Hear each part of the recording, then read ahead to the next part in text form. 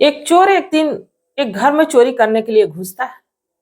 बाकी जैसे ही वो उस घर में चोरी करने के लिए घुसता है, उसकी नजर एक बेडरूम में पड़ती है, जिस बेडरूम में एक अकेली महिला सोई रहती है।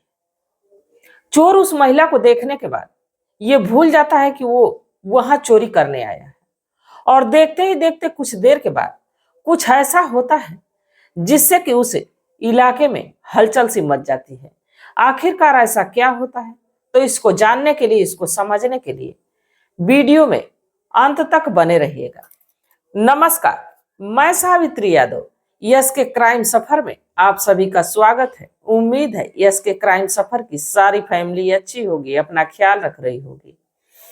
इस सच्ची घटना की शुरुआत करूं उससे पहले जितने भी हमारे भाई बहन चैनल पे आए हैं, जितने भी हमारे दोस्त मित्र चैनल पे आए हैं, सबसे यही गुजारिश है, रिक्वेस्ट है कि जैसे आप लोगों ने मुझे पहले पुराने चैनल पे अपना प्यार दिया, अपना आशीर्वाद दिया, वैसे ही इस पे सपोर्ट करिए, इस पे साथ दीजिए। क्योंकि किसी टेक्निकल प्रॉब्लम की वजह से उस चैनल पे वीडियो जा नहीं पा रही है, तो इसलिए आप लोगों का साथ चाहिए, आप लोगों का सपोर्ट चाहिए। और जिस मुहिम की मैं शुरुआत की हूँ वो बिना आप लोगों के साथ के संभव है नहीं। तो चलिए ज्यादा बात ना करते हुए इस घटना की शुरुआत करते हैं। दरअसल जो घटना है उत्तराखंड प्रदेश का एक जिला लगता है चमोली, और इसी चमोली इलाके में लगभग 20 घर रहते हैं। दरअसल पहाड़ी इलाकों में कहीं 2-4 घर, कहीं 10 घर, कहीं 20 घर, ऐसे कई इलाके में बटे रहते हैं। एक इलाका जहां पे लगभग 20 घर रहते हैं। नवंबर का महीना 2020, एक चोर एक दिन एक घर में चोरी करने के लिए जाता है। कुछ सामान वहां से चोरी करता है, कुछ रुपए पैसे, कुछ गहने चुराता है। इसके बाद अभी उसको लगता है कि अभी तो समय बचा हुआ है और यहाँ कोई जगह नहीं, तो इसलिए दूसरा घर भी देखना चाहिए। रात के लगभग 2 बज रहे थे और उस घर से निकलता है, और एक जो कि 3-4 घर के बाद एक दूसरा घर उसकी नजर पड़ती है कि यहाँ बड़ा सुनसान लग रहा है। अब उस घर की दीवार फांकता है और उस घर में जाता है, तो एक कमरे में ढूंढता है, बाकी वहां उसको ना ही कोई अलमारी दिखती है और ना ही कोई ऐसा सामान दिखता है जिससे कि वो चुरा के लेके जा सके। फिर उस कमरे से निकलता है तो देखता है कि एक छोटा सा किचन है। किचन में भी ज्यादा कुछ सामान नहीं रहता है। इसके बाद जैसे ही वो दूसरे कमरे में जाता है, उसकी नजर एक बेड पे पड़ी एक 30 से 35 साल की महिला पे पड़ती है, जो कि विधवा रहती है। अब जैसे ही उस चोर की नजर उस महिला पे पड़ती है, वो अपनी सुध बुध ही खो देता है। वो ये सोचने लगता है कि मैं तो चोरी करने आया हूं, पर इस चोरी करने से कोई फायदा नहीं। अगर जो ये औरत हमें मिल जाए और इसके साथ मैं कुछ समय व्यतीत कर सकूं, तो ये मेरी जिंदगी का बड़ा ही अच्छा दिन होगा। इसके बाद वो सोचता है कि अगर जो मैं इसके साथ जबरदस्ती करता तो महिला जग जाएगी, शोर करेगी, और शायद इस इलाके के लोग जग जाएं तो मुझे चोर चोर करके और मार ही डाले, और ऊपर से एक महिला के साथ मैं जबरदस्ती करूंगा। उसके पास बैठ जाता है और सोचता है कि क्यों ना इसको राजी कर लिया जाए। उसके अंगों पे हाथ फेरने लगता है। जैसे ही उसके अंगों पे चोर हाथ फेरता है, उस 30 से 35 साल की जो महिला, जिसका नाम रूबी रहता है, उसकी नींद खुल जाती है। और जब नींद खुल जाती तो जैसे ही अभी आंख खोलती, अंधेरा था, लाइट ऑफ थी, वो जैसे ही आंख खोलती उससे पहले जो चोर रहता है, जिसका कि नाम मुकेश रहता है, वो तुरंत से उस महिला के बेड के नीचे चला जाता है। और जब बेड के नीचे चला जाता है तो महिला पहले इधर उधर देखती है, फिर सोचती है कि हो सके मैंने कोई बुरा सपना देखा, चुपचाप वहां सो जाती है। और इधर मुकेश उस महिला के बारे में सोचते सोचते, अब रात का लगभग 2:30 से 3 बज रहा था, उसकी भी आंख कब लग जाती है ये बात मुकेश को भी पता नहीं चलती, और सो जाता है मुकेश। जो रूबी भोर के 4:30 बजे उठती और वो शौच के लिए कुछ महिलाओं के साथ पहाड़ी पे जाती है, क्योंकि जो वहां पहाड़ी इलाके की महिलाएं होती हैं शौच के लिए वो अक्सर बाहर ही जाती, तो पुरुषों से पहले महिला जगती और पहाड़ियों पर दूर जाके अपना घूमती टहलती, इसके बाद तब घर आती।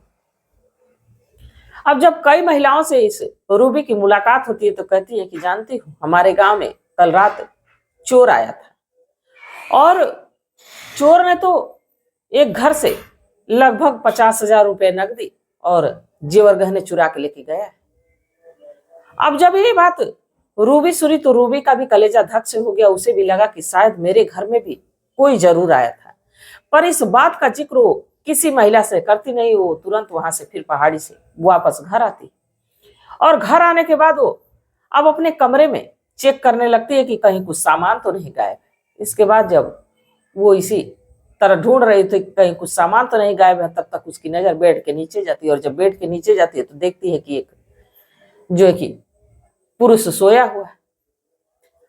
अब इसको देख के उसकी चीख ही निकलने वाली थी कि तब तक वो ध्यान ये करती है कि ये तो यहाँ सोया पड़ा है, लग रहा है वही चोर है। अगर जो मैं चोर चोर करती हूँ तो ये तो पकड़ा जाएगा, इसको तो शायद गांव वाले मार मार के इसके जान को ले ही लेंगे। बाकी मेरी भी साथ में बदनामी होगी कि एक विधवा महिला और इसके साथ एक ही कमरे में चोर रात भर आखिर क्या कर रहा था। अब इसी बात को सुन के सोच के ये जो है रूबी चुप हो जाती है और उस चोर को जगाने की कोशिश करती है, मुकेश को जगाने की कोशिश करती है। बाकी मुकेश उसके जगाने पे जगता नहीं। तभी रूबी जाती है किचन से एक गिलास पानी लाती, मुकेश के चेहरे पे जो कि पानी डालती। मुकेश हड़बड़ाहट में उठता है और घर के बाहर की तरफ भागने की कोशिश करता है। बाकी जैसे ही वो दरवाजे से बाहर निकलने की कोशिश कर रहा था तभी उसकी नजर गांव के और लोगों पे पड़ी जो कि लाठी डंडा लेके उस चोर को ढूंढ रहे थे। वो फिर से वापस रूबी के कमरे में आता है और उसके पैरों पे गिर पड़ता है, कहता है कि मुझे माफ कर दो, मुझे कहीं छिपा दो वरना ये गांव वाले तो मुझे आज मार डालेंगे।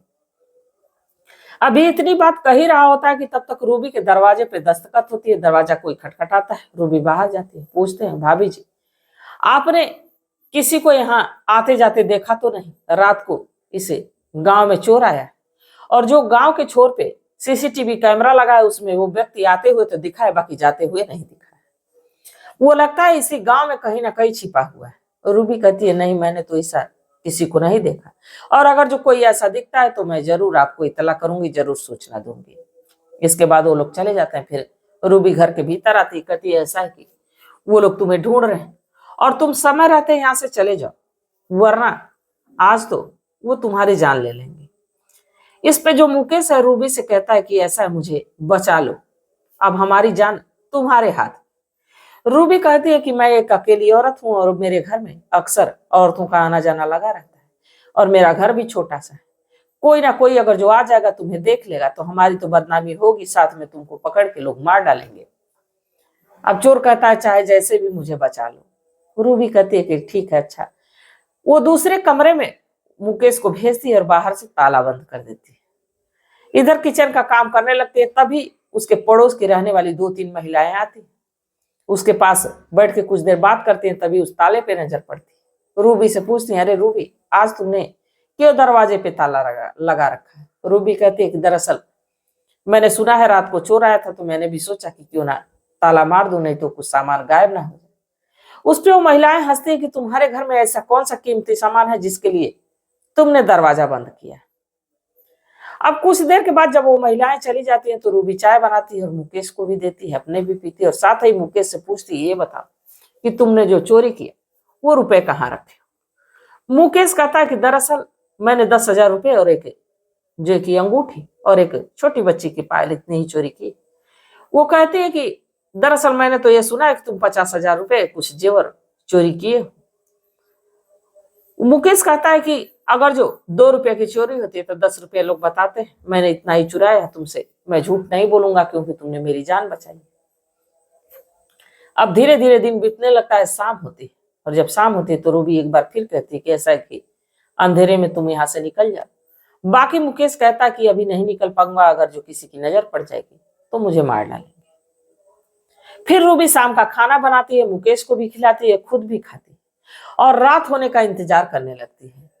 जैसे ही कुछ रात बीतती है मुकेश रूबी से कहता है कि मैंने तुम्हारे साथ कुछ गलत करने की कोशिश की, मेरी नीयत तुम्हारे प्रति खराब हो गई थी, मैंने तुम्हारे साथ संबंध बनाने की कोशिश की। इस पे रूबी कहती है कि तुम, मुझे ये लगा था कि कोई मेरे शरीर को छू रहा है, बाकी मैंने तो यही सोचा कि मेरी ये जो है कि सपना मैंने देखा, बाकी तुमने ऐसा क्यों किया। मुकेश कहा कि इसी चक्कर में तो मैं यहाँ फंस गया हूं, वरना मैं तो निकल जाता, मुझे तुम बहुत अच्छी लगी और तुम्हारे साथ मैंने जबरदस्ती नहीं करनी चाहिए, मैंने सोचा कि तुम राजी हो जाओगी। इस पे जो रूबी रहती कोई जवाब नहीं देती और कहती है कि यहां से तुम जल्द से जल्द निकलने की कोशिश करो। इसके बाद मुकेश वहां से निकलता है और छिपते छिपाते वो गांव के बाहर तो निकल जाता है।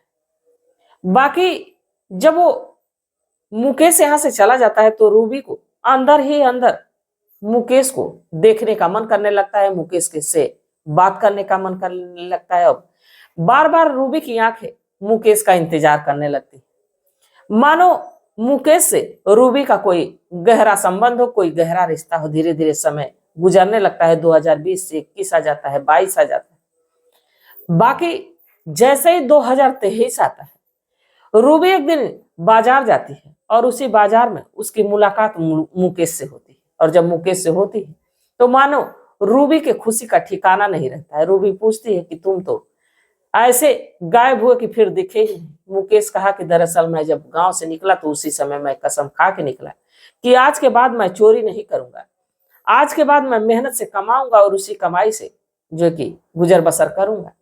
तो मैं एक काम पकड़ लिया और जो मैं पैसे और गहना चोरी किया था उसी घर में फेंक के चला आया।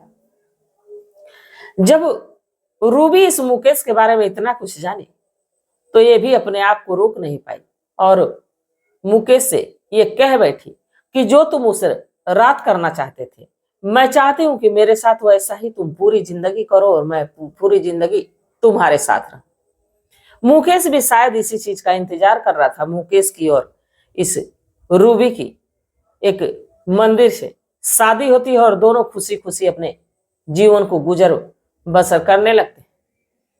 बाकी इस घटना में क्या रूबी की गलती थी या इस चोर मुकेश की गलती थी, या दोनों ने एक दूसरे से शादी करके अच्छा फैसला किया?